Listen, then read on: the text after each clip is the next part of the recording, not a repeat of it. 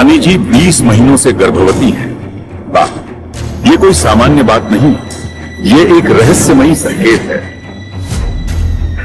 अब इस पर शहर का पुराना वैद्य ही कोई उपाय बता सकता है। अगर ऐसा किया तो सब जगह ढिढोरा पीटेगा। ऐसा कुछ नहीं होगा। वो समझ नहीं पा रहा था कि आखिर में क्या हो रहा था।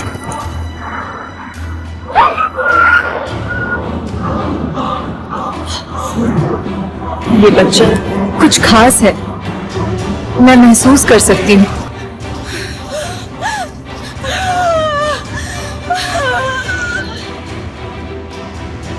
मां दर्द से तड़प रही थी, जैसे कोई अजीब शक्ति मुझे अंदर ही रोक रही हो।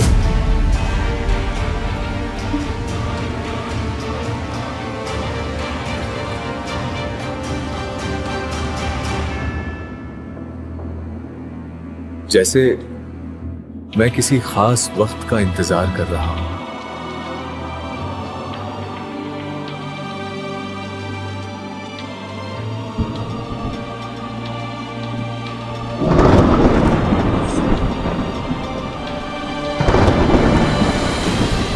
तभी गांव का मशहूर हकीम राज दरबार में मां को देखने आया।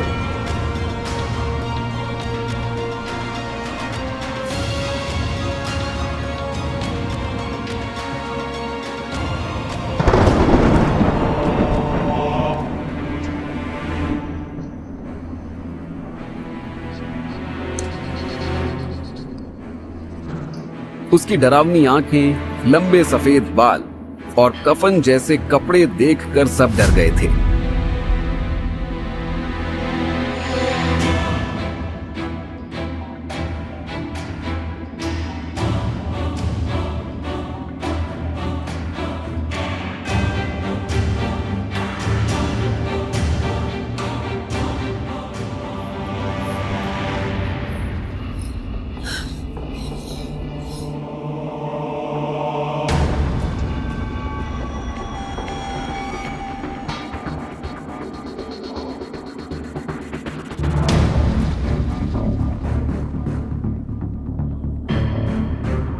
हे भगवान, मुझे विश्वास नहीं हो रहा है।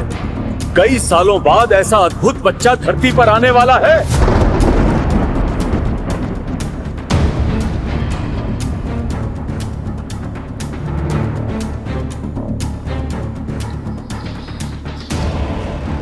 क्या? कृपया विस्तार से बताएं। हर युग में एक ऐसा बच्चा जन्म लेता है।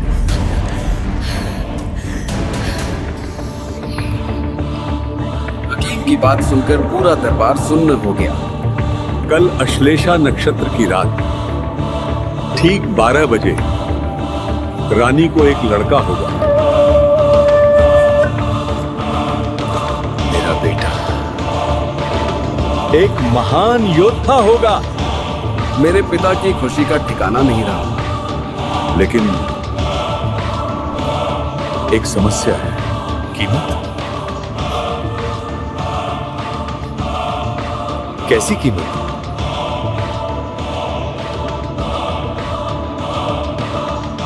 राजा सोमगुप्त, तुम्हारा बच्चा और उसकी मां, इन दोनों के इर्द गिर्द काली शक्तियां मंडरा रही हैं।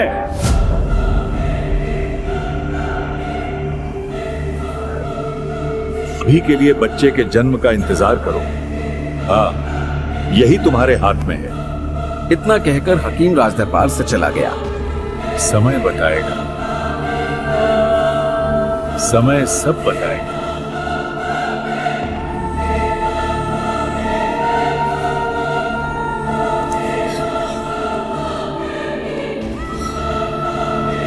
वक्त बीतता गया और आखिरकार अश्लेषा नक्षत्र की वो रात आ गई।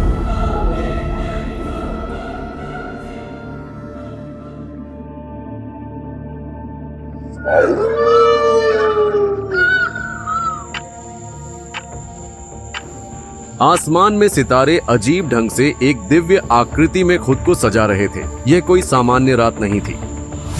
12 बजने में सिर्फ 1 मिनट बाकी था। मां भीषण दर्द से चीख रही थी। रानी जी, बस थोड़ा और जोर लगाइए, बच्चा आने वाला है। ये बच्चा खुद तय करेगा कब आना है। माँ का दर्द देखकर पूरा महल कांप गया था। उनकी सांसें तेज हो रही थीं, आंखों में पीड़ा और ममता एक साथ झलक रही थी। एक मिनट, बस एक मिनट। महाराज जल्दी चलिए, रानी की तबीयत अचानक से बिगड़ रही है। दासी घबराहट से भागी, उसका चेहरा डर से सफेद हो गया था। पिता दौड़कर माँ के कमरे में आ गए। तभी तेजी से बारिश गिरने लगी, कुत्ते भौंकने लगे, हाहाकार मच गया। मौसम ने अपना मिजाज बदला है, ऐसा लग रहा है कुछ घटने वाला है। यह कोई संकट आने का संकेत तो नहीं? जैसे ही घड़ी में 12 बजे वैसे ही मेरे रोने की आवाज आई। मैं आखिरकार इस दुनिया में आ गया था। महाराज राजकुमार हुआ है, उत्सव की तैयारियां करो। झुंझुनू साम्राज्य का वारिस जन्म ले चुका है। दाई माँ ने मुझे गोद में लेकर पिता को दिया। यह चेहरा, यह तेज, बिल्कुल वैसा ही जैसा हकीम ने कहा था। महाराज अगर यह बच्चा सभी युद्ध कला और विद्याओं में कुशल रहने वाला है तो क्यों न इसका नाम हम दक्ष रखें। दक्ष? हाँ, यह नाम इसके लिए बिल्कुल सही है। महाराज मुझे लगता है मेरे जाने का समय आ गया है। वह मुझे देख ही रहे थे कि तभी मेरी माँ ने कमजोर आवाज में उन्हें बुलाया। मेरे जन्म की वजह से मेरी माँ का बहुत खून बह गया था। नहीं, ऐसा कुछ नहीं होगा, तुम ठीक हो जाओगी। महाराज ये अंगूठी हमारे खानदान के ज्योतिष ने बनाई थी। हमारे बच्चे के लिए यह रक्षा कवच का काम करेगी। 18 साल के होने पर इसे यह पहना देगी। माँ ने अपने हाथ में पहनी अंगूठी पिता के हाथों में थमा दी। इस बच्चे की रक्षा करना यह बहुत खास है। और इस तरह जन्म लेते ही मैंने अपनी माँ को हमेशा के लिए खो दिया। नहीं, मेरी रानी, मैं वादा करता हूँ दक्ष को मैं एक महान योद्धा बनाऊंगा, जैसा कि तुम चाहती थी। तभी वहां पर हकीम वापस आया। उसके चेहरे पर कोई हैरानी नहीं थी, जैसे उसे सब पहले से पता हो। इस बच्चे का अच्छे से ध्यान रखना। जैसे रानी की जान चली गई, वैसे बच्चे की जान को भी खतरा है। आने वाला समय इस बच्चे के लिए मुश्किल होने वाला है। ये आप क्या कह रहे हैं? कैसा मुश्किल समय? बस इससे ज्यादा मैं कुछ नहीं कह सकता। अब मुझे जाना होगा। 18 साल बीत गए। जैसा हकीम ने कहा था, मैं सच में बहुत शक्तिशाली बन गया। युद्ध कला में कुशल, लोगों के प्रति सहानुभूति और चेहरे पर सूरज जैसा तेज। राजकुमार दक्ष अपराजेय है। इनके जैसा योद्धा कभी नहीं देखा। मैंने कम समय में आसपास वाले राज्यों पर अपनी हुकूमत जमा ली। मेरे बहादुरी के किस्से पूरे देश में फैलने लगे। दक्ष, आज तुम 18 साल के हो गए। आज वह दिन है जब मुझे तुम्हें एक बहुत खास चीज देनी है। क्या पिताजी? ये तुम्हारी माँ की अंगूठी है। उन्होंने कहा था कि 18 साल के होने पर तुम्हें यह पहनानी है। जैसे ही पिता ने वह डिब्बा खोला, मुझे एक अजीब सी ऊर्जा महसूस हुई। तुम्हारी माँ ने कहा था कि यह तुम्हारी रक्षा करेगी। इसे हमेशा पहने रखना। यही तुम्हारी माँ की आखिरी इच्छा थी। मैं वादा करता हूँ कि मैं इस अंगूठी को अपनी उंगली से किसी भी कीमत पर नहीं निकालूंगा। उस रात मैं सो नहीं पा रहा था। अंगूठी पहनने के बाद से मुझे कुछ अलग सा एहसास हो रहा था। आखिर क्या रहस्य है इस अंगूठी में? फिर कुछ समय बाद मेरे जीवन में शुरू हुआ एक नया अध्याय। महाराज दक्ष, पड़ोस के राज्य चिकारपुर से एक प्रस्ताव आया है। क्या प्रस्ताव है? महाराज, उनकी राजकुमारी चिनाई का रिश्ता आपके लिए भेजा है। चिनाई? मैंने उसके सुंदरता के किस्से सुने हैं।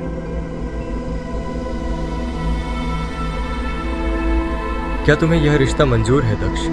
पिताजी, अगर यह रिश्ता हमारे साम्राज्य के लिए अच्छा है तो मुझे कोई आपत्ति नहीं। मुझे नहीं पता था कि यह निर्णय मेरी जिंदगी की सबसे बड़ी भूल साबित होगी।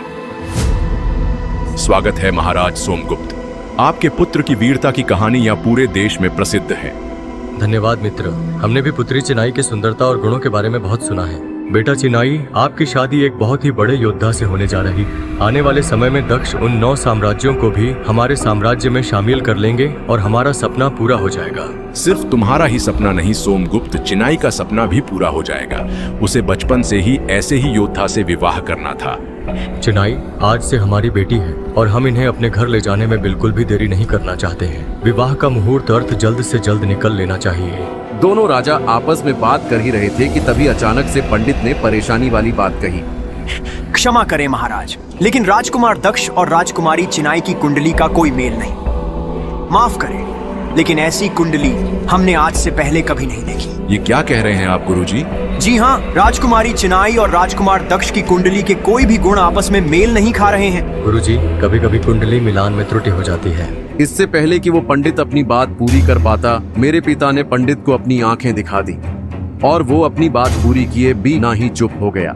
हम कब तक इस कुंडली और भाग्य को मानेंगे? हमें तो लगता है कि रिश्ते दिल से बनते हैं। हमने चिनाई को अपनी पुत्र वधू स्वीकार कर लिया है। क्या इतना काफी नहीं है? आपकी बात में दम है सोमगुप्त, दिल के रिश्ते ही सच्चे होते हैं। चिनाई और उसके पिता को यह बात थोड़ी अजीब लगी, लेकिन मेरे पिता ने अपने विश्वास का जाल ऐसा फेंका कि उनकी चाल कोई समझ नहीं पाया।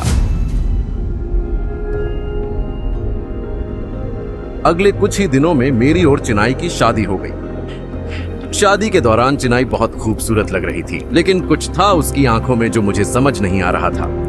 अब 7 फेरे की विधि आरंभ होती है। हर फेरा एक पवित्र वचन का प्रतीक है जो आपको जन्म जन्मांतर के अटूट बंधन में जोड़ देगा। मुझे नहीं पता था कि यह 7 फेरे मेरे लिए मौत के फेरे साबित होंगे। जब मैं अपने कमरे में पहुंचा तो जो नजारा देखा वो मैंने सपनों में भी नहीं सोचा होगा। चिनाई कमरे के बीच में बैठकर कुछ सामग्री से तांत्रिक विद्या में लीन थी। उसके बाल हवा में लहरा रहे थे। वो कुछ मंत्रों को भी पढ़ रही थी। उसकी आंखें सुर्ख लाल थीं, मानो खून बह रहा हो। शक्ति दे, शक्ति दे। आप यह सब क्या कर रही हैं चिनाई? पिछले कई सालों से मैं आज के दिन का इंतजार कर रही थी। तुम मर्दों ने बहुत शासन कर लिया, अब स्त्री की बारी है। तुम्हारी मौत से मुझे वो शक्तियां मिलेंगी जिससे मैं सब कुछ हासिल कर सकती हूँ और झुंझुनू साम्राज्य पर शासन कर सकती हूँ। मैं झुंझुनू साम्राज्य पर आंच तक नहीं आने दूंगा, चाहे उसके लिए मुझे कुछ भी करना पड़े। वो तो वक्त बताएगा। तैयार हो जाओ नक्षत्रों के हिसाब से, तुम्हारी मौत का वक्त आ गया है। शायद तुम भूल गई हो, जब तक यह अंगूठी मेरे हाथ में है मुझे कुछ भी नहीं हो सकता। भूली मैं नहीं, तुम हो। चिनाई की मुस्कान देखकर मुझे लगा जैसे उसे कुछ पता है जो मैं नहीं जानता। ये कहते ही चिनाई ने अपनी तांत्रिक विद्या की मदद से मुझे हवा में उड़ा दिया और दीवार पर पटक दिया। मैं संभल पाता इससे पहले मेरे हाथ से मेरी रक्षा कवच अंगूठी निकल गई। नहीं, मेरी अंगूठी। मैंने अंगूठी वापस लेने के लिए अपना हाथ बढ़ाया ही था कि चिनाई ने फिर से मुझे हवा में उठाकर दीवार की ओर फेंक दिया। आखिरकार 18 साल बाद हकीम ने मेरे लिए जो भविष्यवाणी की थी वो सच हो गई। चिनाई ने उस रात मेरे साथ जो किया वो न आप देख सकते हैं न सुन सकते हैं। अगली सुबह मेरी लाश मिली। चिनाई जिस दिन दुल्हन बनी उसी रात विधवा भी बन गई।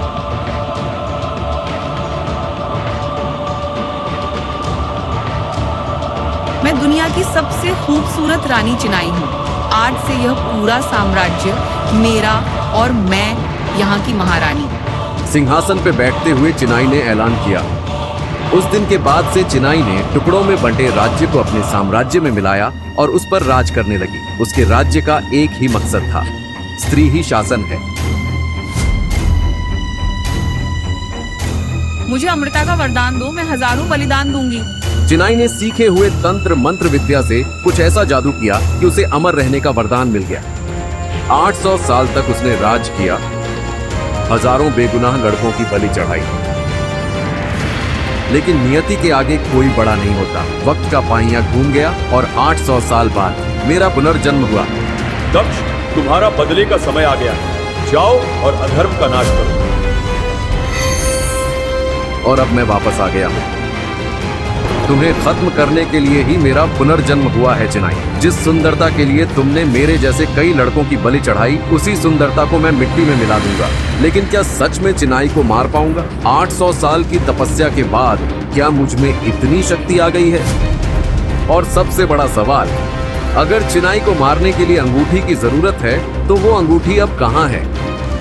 और क्या चिनाई को पता चल गया है कि मैं वापस आ गया हूँ? आगे की कहानी जानने के लिए देखिए अगला एपिसोड सिर्फ पॉकेट एफएम के यूट्यूब चैनल पर। और द न्यू अवतार के सारे एपिसोड्स को सुनने के लिए डिस्क्रिप्शन में दी लिंक से डाउनलोड करें पॉकेट एफएम ऐप।